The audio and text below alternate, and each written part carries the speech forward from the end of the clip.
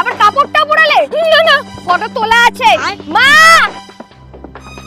এই না না, বলো না, কি চাই তোমার? আমার বয়ফ্রেন্ডকে আমি বিয়ে করব। ওই মাতালটাকে? বাড়িতে রাজি তুমি করাবে, নলে এইরকম ঘটনা প্রতিদিন তোমার সাথেই হবে। কি হয়েছে বল। ঠিক আছে।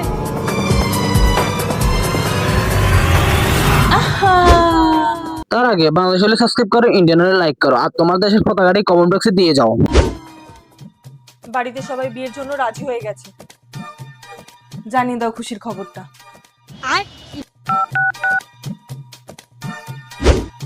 দাঁড়া, তোর আজ থেকে বাইরে বেরোনো বন্ধ। কেন বেরোতে পারবো না? কেন? রেকর্ডটা শোন। বাড়িতে সবাই বৌদিকে ব্ল্যাকমেল করে আমাদের বিয়ের জন্য বাড়িতে রাজি করিয়ে নিয়েছি।